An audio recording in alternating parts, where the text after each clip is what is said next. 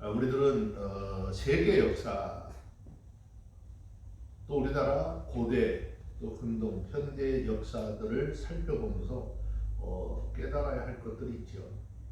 그것은 자격이 없는 자가 높은 지위, 즉 백성들을 인도하는 그런 지위에 앉게 되면 그 사람은 공적인 일을 공의롭게 처리하기보다는 사사로운 개인의 관계를 더 중요하게 여겨서 그 일들을 처리하게 되고, 또 거기에는 많은 부조리들이 생겨나게 되어져 있습니다. 그러다 보니까 공공의 이익을 추구하는 것이 아니라 이기적인 소수의 집단의 이익만을 생각을 하게 되는 것이죠. 자, 이런 행위는 그 사람에게 삶의 지혜가 없기 때문이라고 성경은 말씀하고 있습니다. 이런 일로 인해서 역사를 살펴보면, 또 현대사를 살펴보면 너무나 많은 사람들이 고통을 당했던 것을 알 수 있습니다. 자, 그러면 우리 그리스도인들은 하나님 앞에서 어떤 삶을 살아야 될 것인가? 그리스도인들은 자기 자신으로 인해서 초래할 아주 폐단들을 최소화시키고자 노력을 다해야 하는 것이죠. 전도서 10장 5절의 말씀을 보시면 내가 해 아래서 한 가지 폐단, 곧 주권자에게서 나는 허물인 듯한 것을 보았노라 라고 했습니다. 전도서 10장 2절, 3절, 4절에서 솔로몬은 우매자들의 행태를 고발을 하고 그 주권자 앞에서 겸손한 태도로 살아갈 것을 권면했습니다. 그런데 이어지는 본절 7절까지 이런 주권자로 비롯된 이 세상의 폐단을 말하고 있는 것이죠. 자, 여기서 말하는 폐단이라고 하는 말의 의미는요, 불행하다, 또 나쁘다, 악하다 라고 하는 것을 의미하는 말인데, 세상에 이렇게 부조리하고 인간을 불쌍하게 하는 악이 존재하고 있다라고 하는 것을 강조하기 위해서 사용했습니다. 그리고 계속해서 이러한 악이 주권자들에게 허물에서 비롯되었다는 사실을 우리 가운데 이야기함으로써 이 사람이 얼마나 연약한가, 그 연약함으로 인해서 나라 안에서 온갖 모순과 부조리가 득세를 하게 되고 지혜가 쉽게 멸시받고 훼손되는 그런 환경이 조성이 되고 말았다라는 것이죠. 자, 그러나 솔로몬이 이 말을 이 세상에 존재하는 모든 부조리에 대한 책임을 오직 통치자, 또 왕에게로 전가하는 것으로 오해해서는 안 되는 것이죠. 본문에서 사용된 허물이라고 하는 말은요, 특별히 무심코, 부재불식간의 저지른 우연의 실수라라고 하는 의미가 들어있는 거예요. 즉, 이 사람의 허물이 의도적으로, 악의적으로 목적된 것이 아니라 인간이 가진 불완전함과 열악함에서 비롯된 것이다라고 하는 것을 말하고 있는 것이에요.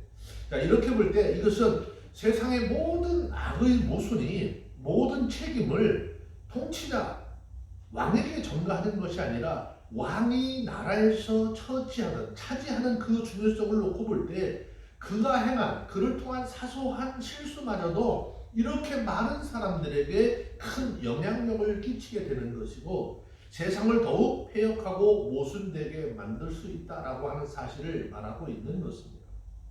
실제 우리는 역사를 통해 주권자가 나라 공동체에 미치는 영향력이 얼마나 큰지를 잘 알고 있어요. 우리나라만 해도 무능하고 폐역한 주권자들에 의해서 나라 전체가 큰 위기에 처한 일도 있었고, 반대로 현명한 주권자에 의해서 크게 강성한 적도 있었습니다. 이스라엘의 역사를 살펴보면 이스라엘의 흥망성쇠는 전적으로 왕과 관료들의 영향력에 의해서 좌우되었다라고 해도 과언이 아닌 것이죠.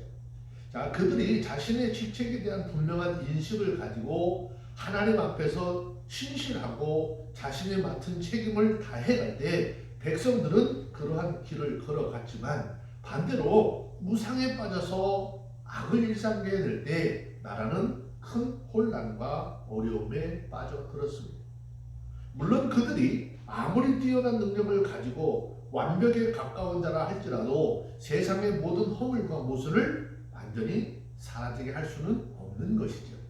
자, 자, 그러나 지도자라고 한다면 자신의 책임을 직시하고 나 자신을 통해서 공동체가 좀 개선이 되고 향상이 될 수 있도록 노력하고 힘쓰는 자세가 필요하다는 것입니다.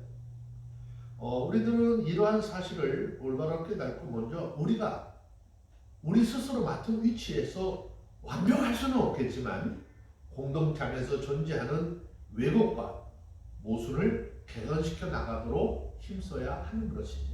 그래서 각자가 맡은 영역에서 공동체를 파괴하는 자가 아니라 그 안에서 하나님의 공의와 하나님의 정의를 세워나가는 거룩한 하나님의 일꾼들이 되어야 하는 것이죠. 오늘 이 말씀을 듣는 우리 모두가 다 하나님 앞에 이렇게 거룩한 일꾼들이 되어주시기를 주의 이름으로 축원합니다. 아멘. 저는 그 자신이 뿌리고 노력한 그 이상의 것을 얻으려고 하는 욕심들이 많은데 성경은 내가 뿌리고 그 이상의 것을 거두려고 하는 자체가 죄라라고 말씀하고 있어요. 자, 본문 10장 6절 7절 말씀에 보면 우매자가 크게 높은 지위를 얻고 부자가 낮은 지위에 앉는도다. 또 보았노니 종들은 말을 타고 방백들은 종처럼 땅에서 걸어다니는도다 라고 했어요. 이 말씀은 앞에 5절에서 말씀하는 안목이 없는 주권자에게서 나는 폐단의 사례를 소개하고 있는 것이죠. 자, 여기서 말하는 부자라고 하는 이 단어의 의미는 우리가 이해하는 것과 좀 다른 의미에서 사용이 되었어요. 우리가 생각하는 부자는 어떻죠? 돈이 많은 사람을 우리는 부자라고 이야기를 합니다. 그런데 여기에서 말하는 부자라고 하는 말은요, 돈은 가진 거는 있지만 돈 한 푼 쓸 줄도 모르는 자린고비와 같은 생활을 하는 사람을 부자라고 말하지 않습니다. 본문에서 말하는 부자는 자신이 가지고 있는 재물과 더불어서 그 재물을 잘 사용하고 관리할 수 있는 능력을 가진 사람을 부자라고 표현했습니다. 반면에 우매자나 종이라고 하는 말은 높은 지위에 오르기에 합당한 능력과 자질을 갖추지 못한 그런 사람으로서 아주 낮은 지위나 그런 위치에 있는 것만으로도 만족해하는 사람을 이야기합니다. 솔로몬은 여기서 지혜조차 멸시받고 쉽게 훼손되는 이 왜곡된 현실이 얼마나 부조리하고 모순된 것인지 그 실상을 밝히고 있는 것이죠. 오늘날 우리가 정의라고 하는 말을 하는데 정의라고 부르는 말은 기본적인 의미가 무엇일까요? 정의라고 하는 말의 의미는 기본적으로 뿌린 만큼 거두고 노력한 만큼 얻는 것이 바로 정의라는 것이죠. 그리고 자신이 행한 모든 것들이 온전한 법에 저촉을 받지 않는 그런 삶을 정의라고 하죠. 자신이 한 일에 대해서 그에 상응하는 대가를 받는 것, 이게 정의라고 할 수 있어요. 인류의 수천 년 역사 속에서 그토록 이루고자 한 것이 바로 이 정의라는 것이죠. 오늘날에도 이러한 정의 구현을 위해서 수많은 사람들이 노력을 하고 있습니다. 그럼에도 불구하고 이 시대는 뿌리지 않은 데서 거두고 땀 흘리지 않은 데서 얻으려고 하는 사람들로 넘쳐나고 있다는 것이죠. 성경은 말씀합니다. 갈라디아서 6장 7절에 보면은요, 스스로 속이지 말라. 하나님은 만홀히 여김을 받지 아니하시나니 사람이 무엇으로 심든지 그대로 거두리라 그랬어요. 합당한 능력과 자질을 갖추지 못한 사람들이 오히려 자신의 능력과 노력을 넘어서는 자리에 오르고 분에 넘치는 대가를 받는 일들이 비일비재하게 일어나고 있는 것이고요. 오늘날 이 대한민국이라고 하는 이 사회의 현실이기도 하죠. 이러한 세상의 모순을 깨닫게 될 때 과연 누가 성실하고 정직하게 세상을 살고자 하는 생각을 갖게 될 것이고 누가 땀 흘려서 일하려고 할까라는 것을 생각해 봅니다. 그렇기 때문에 오늘날 많은 사람들이 도박에 빠지거나 복권과 같은 일확천금을 기대하며 거짓과 거짓 실수로 쉽게 돈을 벌 방법을 찾는 사람들이 점점 늘어가고 있는 것이 현실이죠. 그래서 인터넷에서 도박 사이트라든지 남들을 자꾸 속여서 많은 돈을 갈취하려고 하는 이런 것들이 기승을 부리고 있죠. 이처럼 주객이 전도되고 땀과 노동, 그 다음에 열심과 성실이 헛된 가치로 치부되는 이 시대에 우리는 결코 이러한 모순된 세상의 풍조를 따라 살지 말라라고 성경통에서 우리에게 말씀하고 있습니다. 바울은 여기에 대해서 구원받은 그리스도인이라고 한다면 이 세대를 본받지 말고 오직 하나님이 선하시고 기뻐하시고 온전하신 뜻이 무엇인가 그것을 분별을 하고 그것을 따라 살아가라라고 우리에게 가르치고 있죠. 그래서 이 삶의 가장 대표적인 예로 로마서 12장 3절의 말씀에 보면 마땅히 생각할 그 이상의 생각을 품지 말고 오직 하나님께서 각 사람에게 나눠주신 믿음의 분량대로 지혜롭게 생각하라라는 것을. 자, 이 말씀을 본문에 적용을 해보면 자신이 노력한 것 이상, 땀 흘리는 것 이상, 가지고 있는 능력과 자질 그 이상의 대가를 기대하고 얻고자 하는 것은 하나님이 선하시고 기뻐하시고 온전한 뜻이 아니라는 것이죠. 이러한 헛되고 패역한 생각을 너희는 버리라는 것이죠.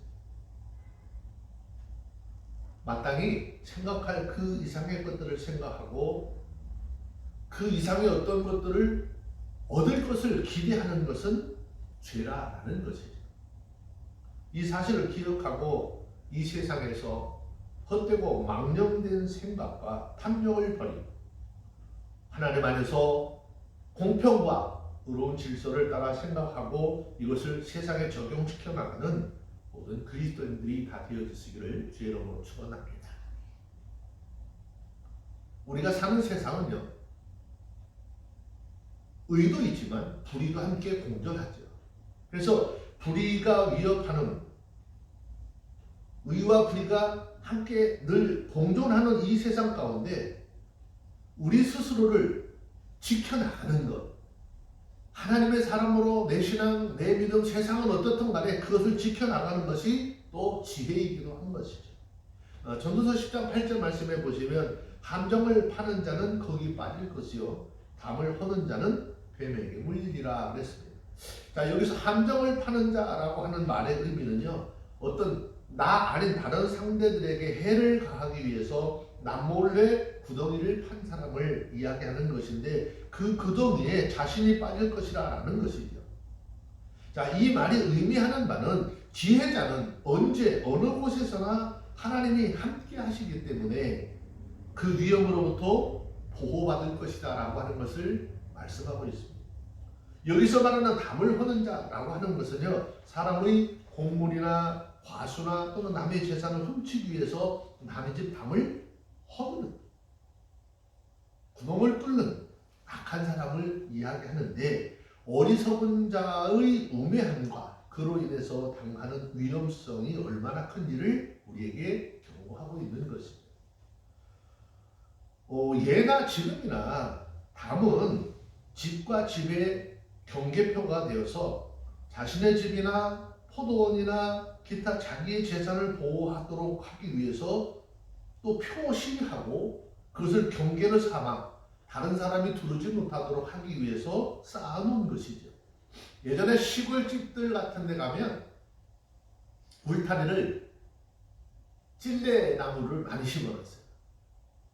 그 찔레나무의 가시가 얼마나 큰지요. 딱딱한지. 바깥에 웬만한 짐승들도 그 찔레나무 사이로 밀고 들어올 수가 없어요. 시골 같은 데서 찔레나무로 울타리를 세우는 것은 뭐죠? 외부로부터 악한 것들, 자기를 해치려고 하는 것들이 들어오지 못하도록 방어하는 하나의 삶의 방법이었다는 것이죠. 자, 여기에서 말하는 남의 담을 허문다라고 하는 것은요, 남의 재산을 훔치거나 빼앗기 위한 것임을 알 수 있는데 이런 마음의 중심은 이미 하나님의 말씀을 떠나서 그 속에 죄가 그 사람을 지배하고 있다라는 말이죠. 자, 이렇게 담을 허는 자가 뱀에게 물릴 것이라고 그랬어요. 이 말은 남의 것을 탐함으로써 죽을 것이라는 거죠. 우리가 잘 아는 것처럼 로마서 6장 23절에 죄의 삭은 사망이라. 그래서 우리들이 남의 것을 탐하는 마음을 버리고 하나님께서 내게 주신 것으로 만족하고 성실함과 열심히 삶을 살아가야 하는 것입니다. 내게 주신 그 삶의 환경에서 최선을 다해서 노력하는, 그리고 하나님께서 내게 주신 것으로 만족하고 감사하는 삶을 살아가는 우리 모두가 되어주시기를 주의 이름으로 축원합니다. 다시 9절의 말씀을 보시면은요, 돌을 떠내는 자는 그로 인하여 상할 것이요 나무를 쪼개는 자는 그로 인하여 위험을 당하리라 그랬죠. 자, 여기서 돌을 떠내는 자, 나무를 쪼개는 자라고 하면서 두 사람을 등장시켰어요. 자, 여기에서 돌을 떠내는 자, 누구를 이야기하느냐? 채석공을 이야기하는 것이고요. 나무를 쪼개는 자, 벌목공을 이야기하는 것입니다. 자, 지금도 마찬가지지만 이 당시에 돌을 떠서 또 나무를 쪼개는 직업, 이런 것들은 굉장히 힘들고 항상 위험이 상존하는 아주 어려운 일이었어요.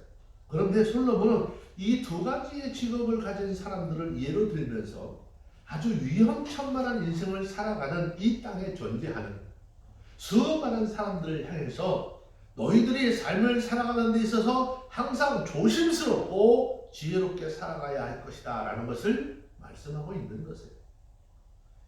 사실 인간이 가지고 있는 가장 큰 약점 중에 하나는요, 앞날을 예측할 수 없다라는 것이죠. 만약 1시간 이후에 발생한 일들에만 예측할 수 있으면 아마도 평생을 살면서 자신에게 찾아오는 큰 위험은 다 피할 수 있을 것이에요. 그런데 누구도 이 땅을 살아가는 어떤 사람도 잠깐 후에 닥칠 일도 예측하지 못하기 때문에 자신의 장래에 대해서 불안하고 노심초사하게 되죠. 또 지혜롭게 생각을 하고 또 행동을 한다면 그토록 불안하고 위험천만한 이 세상에서 어느 정도 평안함을 누리며 살아갈 수 있겠다라는 이야기입니다. 아주 옛날에 중국 당나라의 사관이었던 오공이라고 하는 사람이 지은 역사서라고 하는 책이 있어요. 정치 토론집인데 정관정유라고 하는 책입니다. 이 책의 내용 중에 보면은 역사를 아는 자는 결코 무너지는 담장 밑에 서지 않는다라고 하는 글을 기록해 두었어요. 즉 과거에 일어난 일들을 아는 것만으로도 딱히 일치하지 않는다 할지라도 가까운 미래의 어떤 일들에 대해서 관측하고 예상할 수 있다는 거죠.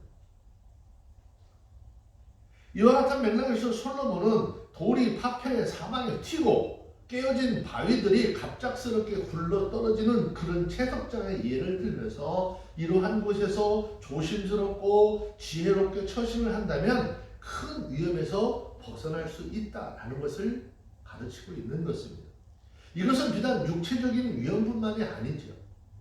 우리에게는 그보다 더 위험스럽고 위태로운 위험인 그런 영적인 위험도 있는 것이요. 신앙적인 위험도 있는 것입니다. 사단은 호시탐탐 믿는 자들에게 다가와서 그들의 마음, 그들의 심령을 파멸에 빠뜨리고 또 그 사람들을 무너뜨리기 위해서 무수한 함정을 파고 있고 그 영혼을 노력하고자 수단과 방법을 가리지 않고 있죠. 그래서 예수님께서 마태복음 6장 13절의 말씀에 보시면 우리를 향해서 기도하는데 어떻게 기도하라고 그러죠? 시험에 들지 않게 해달라고 하나님 앞에 기도하라고 가르쳐주고 있어요. 또 사도 바울은 에베소 6장 11절부터 17절 말씀 사이에 보면 그야말로 전신을 보호하는 전신갑주를 취하는 영적으로 무장할 것을 우리에게 말씀하고 있죠. 가장 무서운 것 하나님의 말씀으로 우리를 무장하라 라고 했습니다.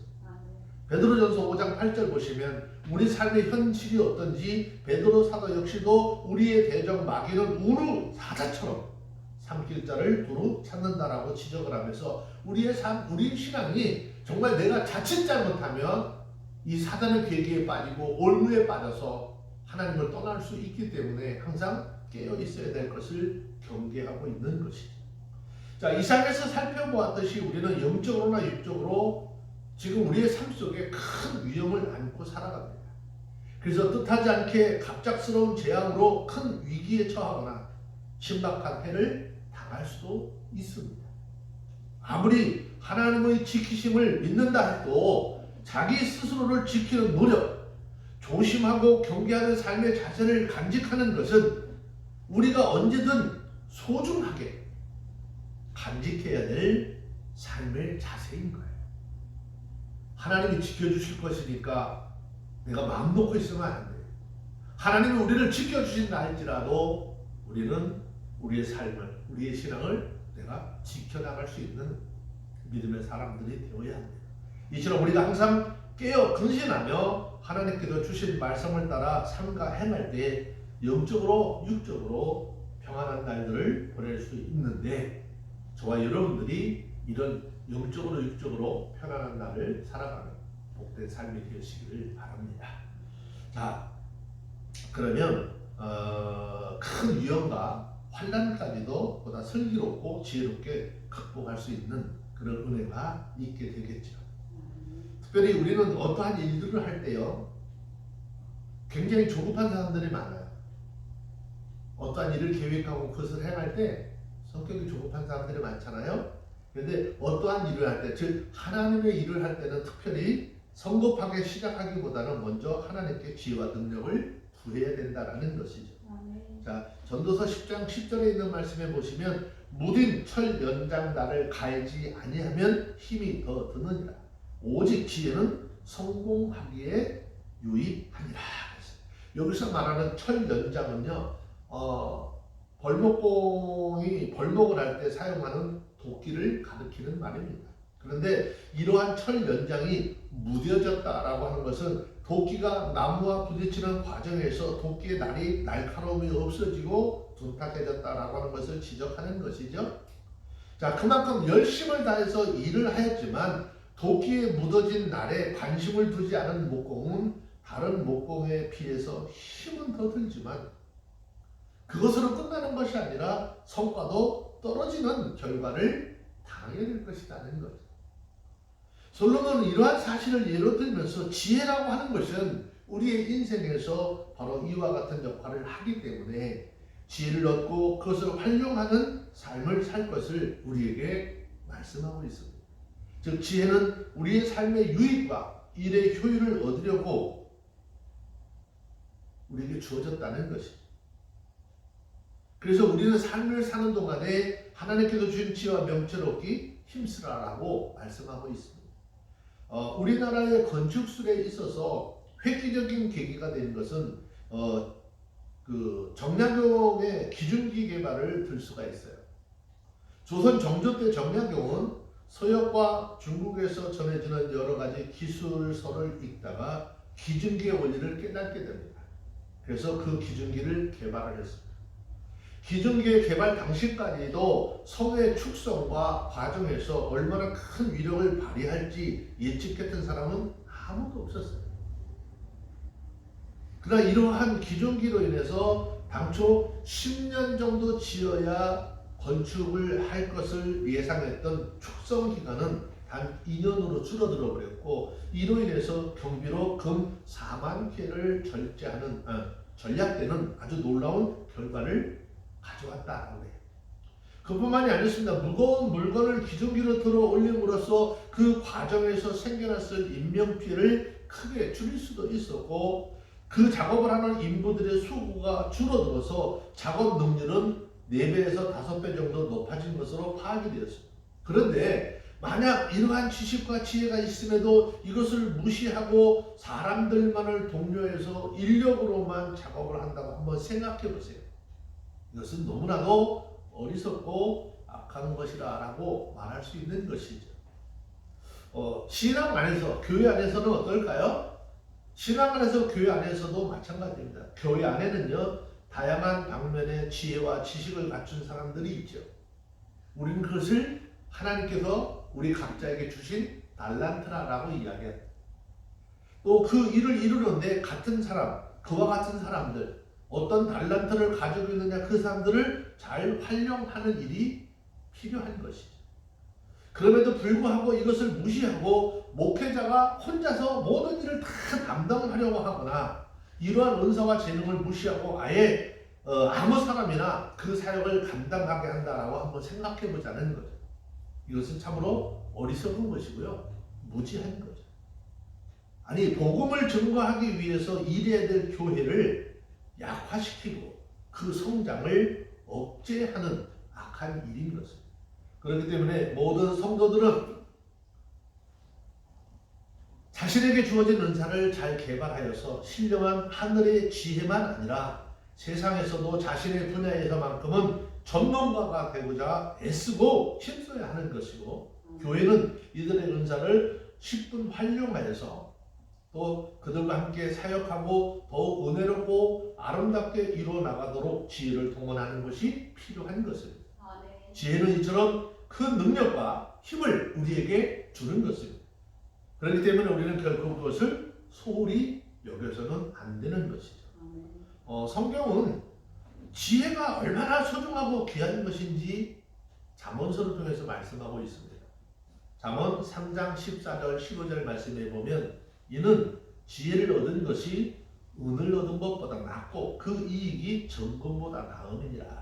지혜는 진주보다 귀하니 너의 사모하는 모든 것으로 이에 비교할 수 없도다 그랬습니다. 그러면 저와 여러분들 이 말씀을 잘 기억하셨으면 좋겠어요. 무조건 일하고 수고하는 것만이 능사가 아니라는 거죠. 어떤 일을 하기에 앞서서 우리에게 필요한 지혜와 지식을 습득을 하고 잘 준비해서 좀 더 효과적인 삶, 좀 더 효과적인 사역을 감당할 수 있는 우리 모두가 다 되어주시길 바랍니다. 하나님께서는 이 말씀을 통해서 하나님의 나라 의의 일꾼으로 세워진 우리가 하나님의 일을 감당함에 있어서 지혜자로서의 사역을 감당하고 있는지 우매자로서의 사역을 감당하고 있는지 돌아보라는 것입니다. 저와 여러분이 오늘 말씀을 잘 깨달아서 하나님께서 주신 지혜로 참 지혜자의 삶을 살고 또 우리에게 주어진 그런 삶을 통해서 하나님의 영광을 드러내는 내 삶이 되어지기를 주의로 축원합니다. 기도하겠습니다. 하나님 감사합니다. 주의 은혜로 오늘도 말씀을 통해서 참 지혜자로서의 삶이 얼마나 소중한지 알게 하셨습니다. 우리 모두가 참 지혜자로서의 삶을 살게 하시고 또 그 삶을 통해서 하나님의 거룩한 의를 드러내게 하시고 하나님께서 주신 공동체의 의의 일꾼들이 되어갈 수 있도록 축복하여 주옵소서. 이 삶을 통해서 우리 의의 공동체가 날마다 부흥하고 발전하는데 이름을 감당하는 우리 모두가 되게 하여 주시고 주님 홀로 영광 받아 주시옵소서. 예수님의 이름으로 기도합니다. 아멘.